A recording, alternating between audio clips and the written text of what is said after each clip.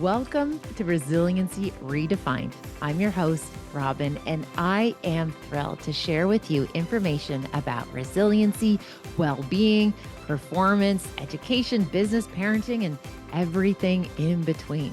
I'm committed to joining you each week to talk about these big ideas and bring them into action, habits, tools, strategies, tactics that allow us to finally uncover what it takes to truly be well.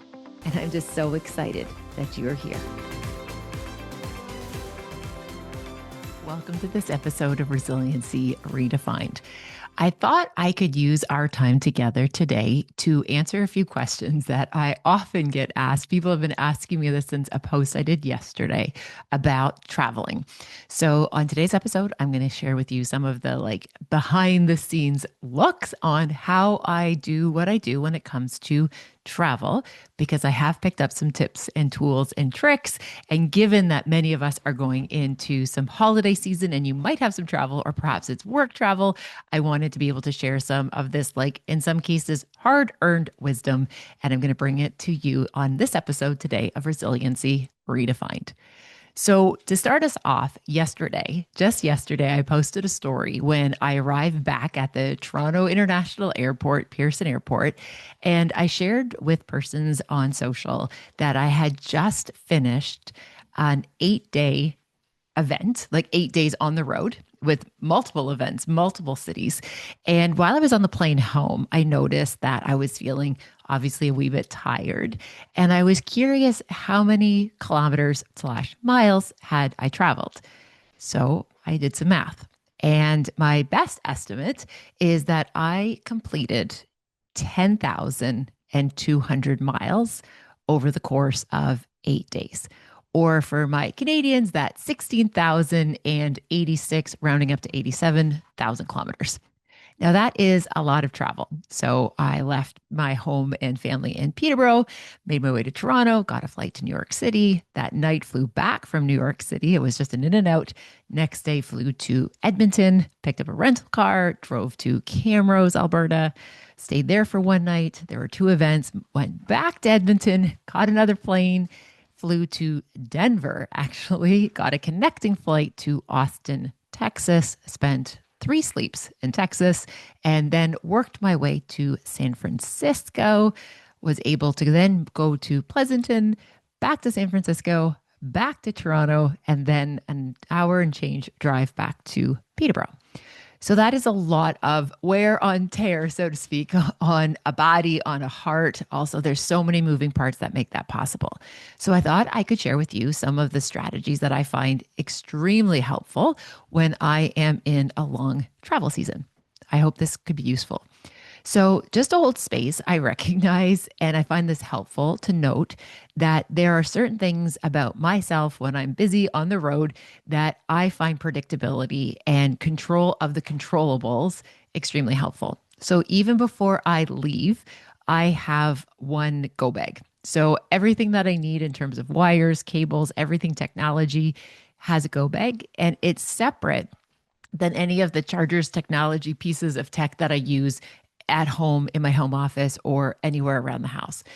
Why this is super helpful is that it's a predictable piece that I don't have to worry about. Has somebody borrowed the charger, or have I taken a charger out, or a piece of technology? I can trust that in that case, it's predictable. I don't even have to think about it. I just know to get the case. I don't have to worry about all the innards, just the case. The same actually goes for all my makeup. So I have all of my toiletries, all my makeup, and I don't use it when I am not home. So everything that I need is in that container. So again, I just have to remember to get the case. I don't have to worry about making sure all the ins and outs and all the things are there. Same for my vitamins, my meds, everything has a separate container that is stocked. So really, I just have to get key pieces, and I can trust that all of the little things are already there.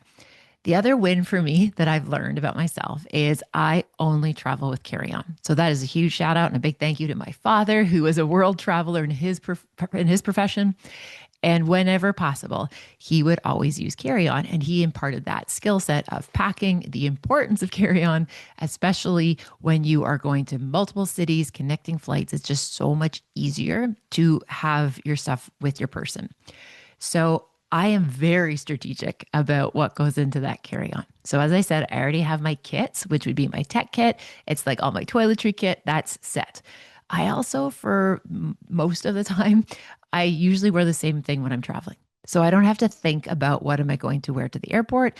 I actually kind of have like almost like this uniform, and it's not fancy. It is literally a pair of jeans, a long sleeve shirt, a zippy of some sort that has a hood, and my jacket. And depending on the season, the jacket changes, but those base layers are steady. And I will use those base layers when I'm traveling. So when it's a travel day, I just know this is what I wear when I travel. So I don't have to think about what do I want to wear today on the plane. It's literally my Sandester Nikes, it's my jeans, it's a waffle shirt, a zippy, and the jacket. That also brings me to what's actually in the carry on.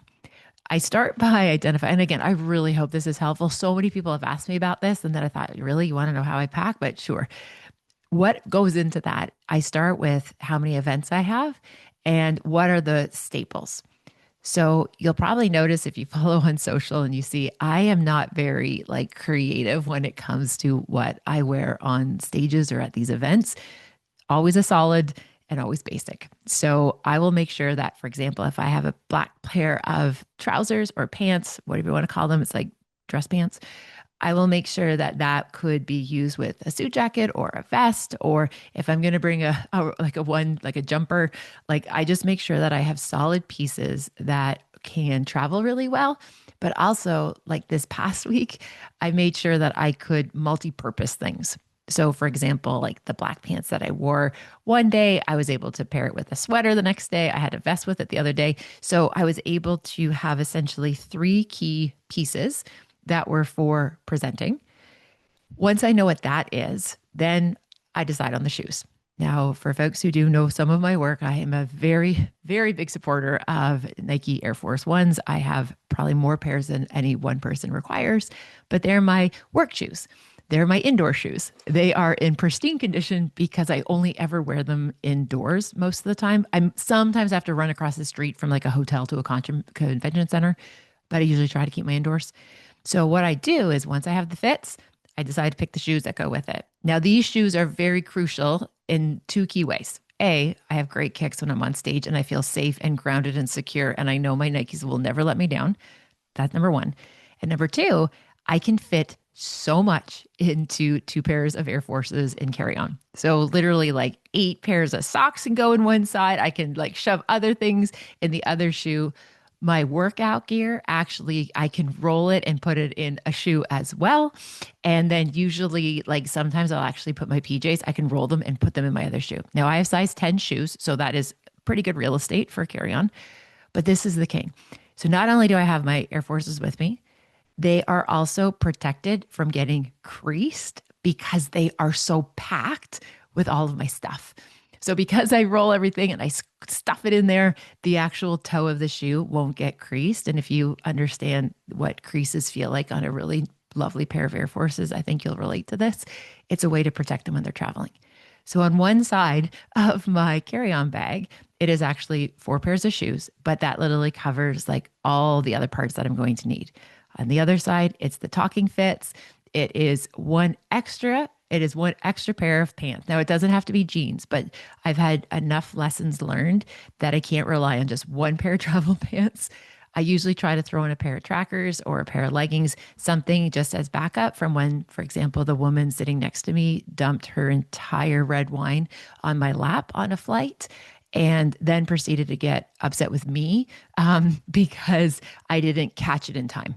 But that's a whole other story. Again, what was very key in that moment was recognizing that I had to actually wash those jeans, just rinse them off when I got to the hotel. Because if you put in a pair of jeans that are soaked in red wine, your entire suitcase will smell like red wine.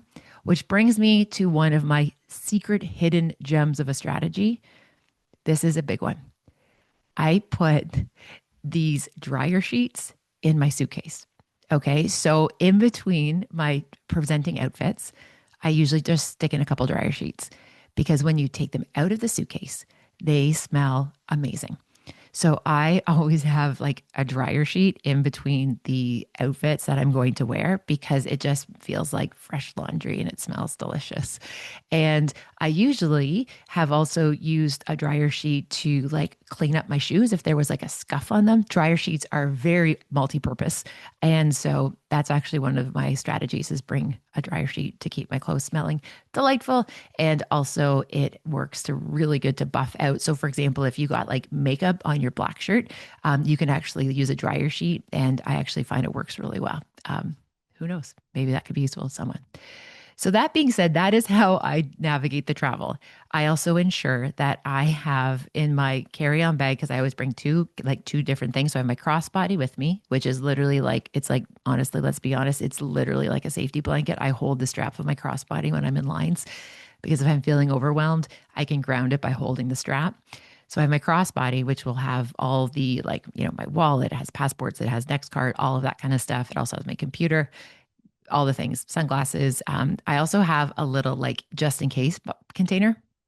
And in my just in case container, it has like things that you might not think of that you might need, but you'll need. So I have like Advil. I have zinc in case I'm starting to feel a scratchy throat. I have polysporin in case I have, if I've cut myself, I have band-aids in there. I have extra hair elastics in there. I have, oh my gosh, what else is in there? I have an extra clicker. The amount of times I have gone onto these massive event, like on massive stages and events, and they all of a sudden say, "Oh my gosh, we forgot the clicker." I travel with a clicker.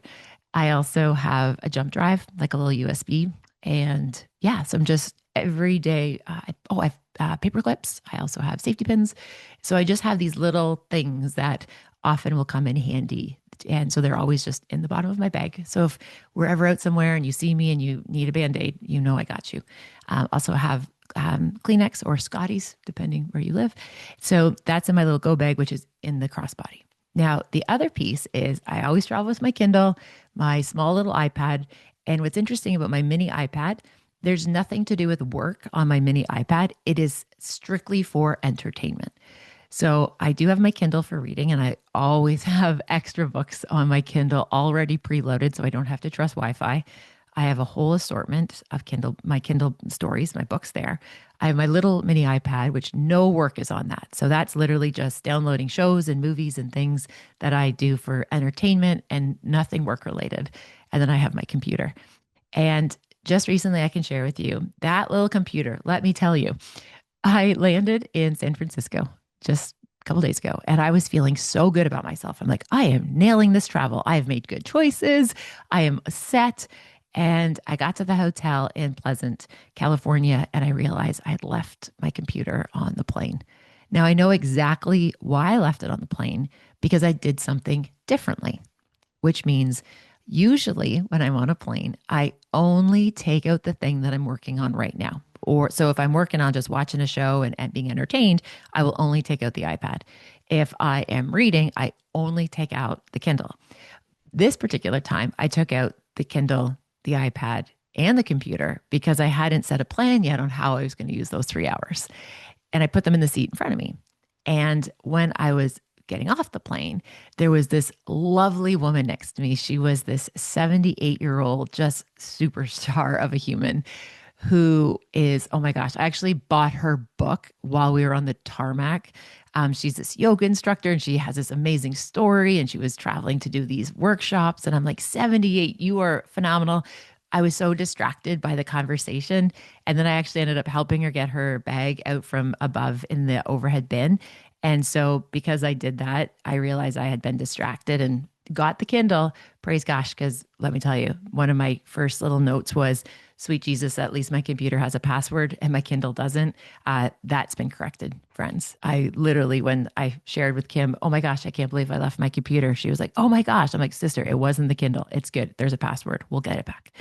Anyway, so what I'm sharing here is that the structure, okay? And oh, for folks who are wondering, that night when I realized the laptop was gone, I watched it on the like where find my tracker or find my device. I watched it leave San Francisco. I watched it fly to like Santa Barbara. And then it went up to like, I think it was like Seattle. And but about 4 in the morning, it came back to San Francisco. So I kept on updating my lost form with United to be like, hey, she's where you are. And I got the most amazing message that said, we have it here. You can come and get it the next day, which I was able to do. So thank you, United, for reuniting me with that laptop. All of this to say is that systems and structure are extremely helpful. Now, the other piece is let's talk just briefly about the emotional side. The emotional side. Something that I know is that when I am away from my family, I have to find strategies to feel like connected and grounded because when I'm home, that happens really naturally, just with the relationships I have with Jeff and the children and the puppies. And when I'm gone, though, I miss my life at home like viscerally, like in my bone marrow aches when I'm away from my people.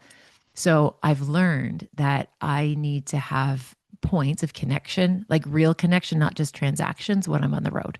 So when I look at a long schedule like this one was, I was so explicit with the people in my world that I need to make sure that I get to chat with you. So usually I chat with the people in my world kind of it just always works. We don't necessarily schedule it, but in this particular case, just throwing out a few lifelines to say, hey, when I come into Edmonton, I only have about 3 hours. Can we find each other? Like, Jill, can we find each other? Nick, Marla, can we find each other? Just because I would just love to see familiar faces in different cities. And then, and this is a huge thanks and a shout out to my dear friend Kara, who happened to also be flying out of Denver the day I was flying out of Denver. She actually took a later flight so she could meet me when I got off the plane.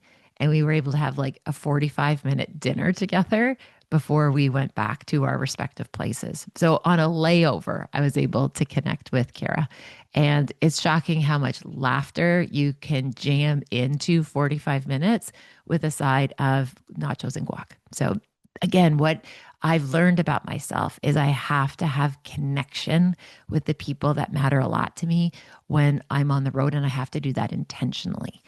Then so fortunate to get to spend when I was in Austin, I got to work with Jay Papazin. The one thing, folks, like, oh my gosh, the humans that I got to spend those days with, it was life changing. And just really being present and showing up for what's happening right now, not worried about what's happening next, but just being in that moment and just collecting all these precious moments from that experience and holding them. Now, the other piece, so connection is important, and I celebrate, the people who are able to meet with me and connect with me in just like, Robyne way, like just like, hey, even though it's short and brief, it can be really impactful.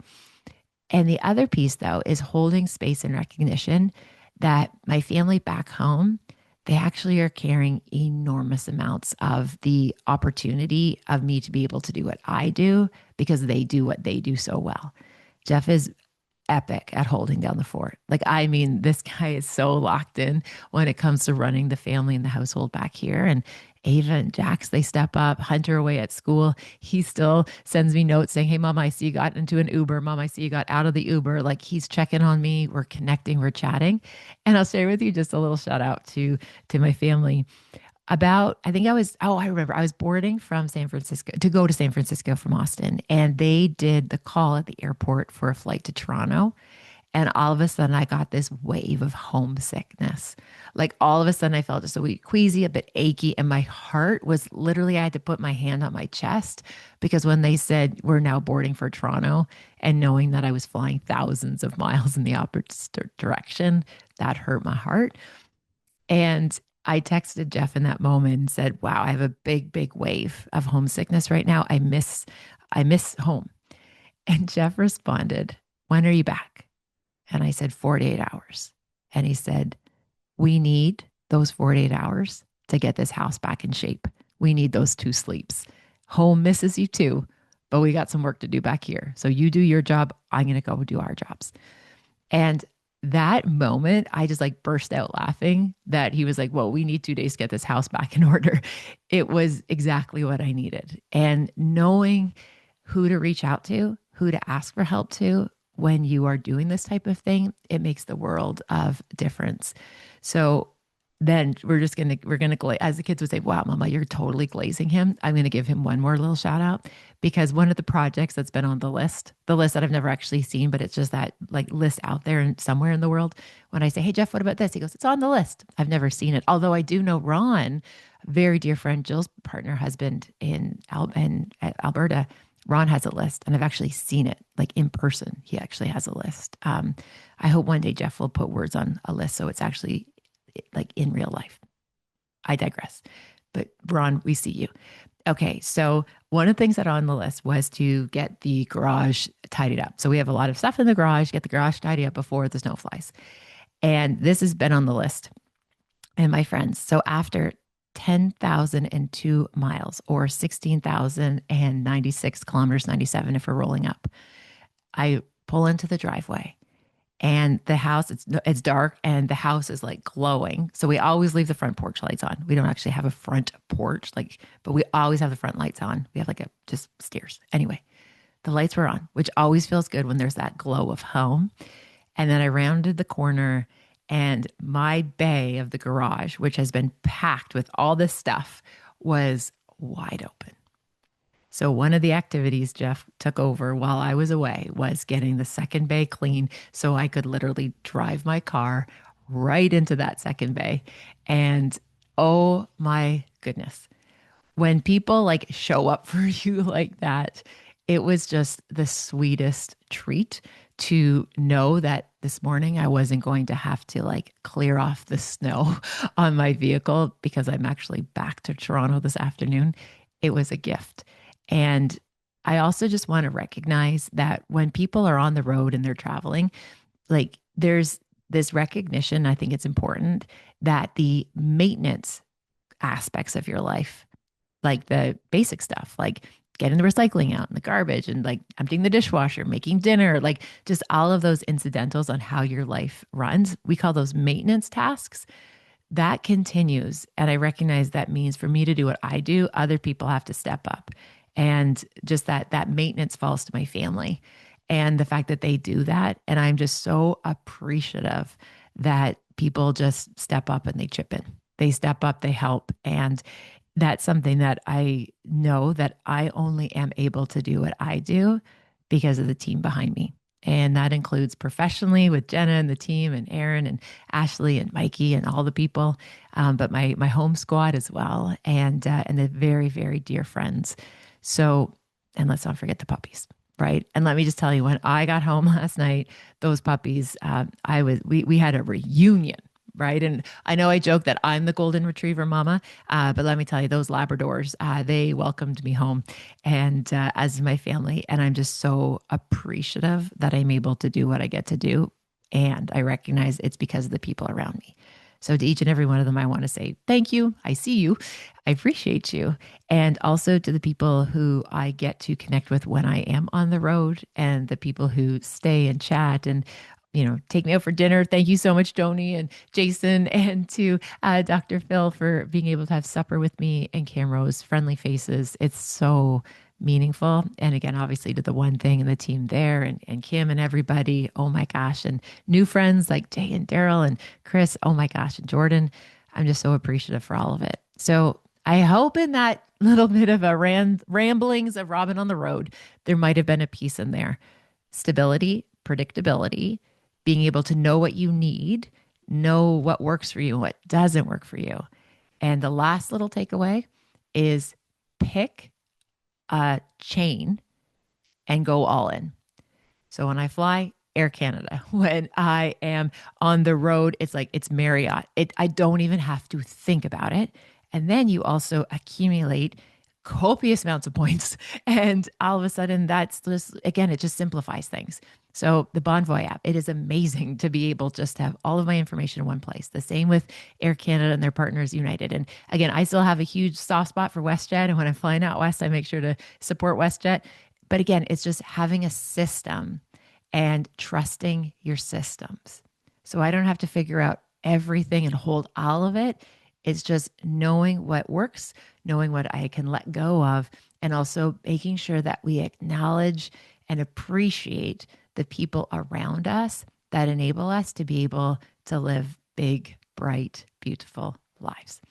So again, I hope that was helpful. If you wouldn't mind, if you could just in the comments or even just send me a note on social and let me know if there was one kind of key takeaway in there that was useful for you, because ultimately my goal is to be useful. And it's very helpful when I hear that people say, Robyne, this was my takeaway. This was really, really helpful.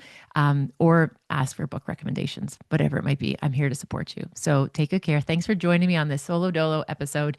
It feels good to be home. And I'll tell you, the best feeling in the world is when you're homeward bound, which, by the way, is what we call a hobo. Homeward bound is actually short form for hobo. So yesterday I was a hobo working my way home. And let me tell you, there's nothing sweeter. Thanks for listening. Take good care. Bye for now. Thank you for spending time with this podcast episode today. I hope you found something helpful in Resiliency Redefined. Please feel free to share it with somebody who you might think could benefit. Maybe there was something useful, something in particular that you think you could pay forward. Also, if you have a moment, please feel free to rate and review this podcast wherever you like to listen to your podcast. It means the world to me. And again, thanks for your time. Thank you for your interest. Take good care, and I'll see you next time.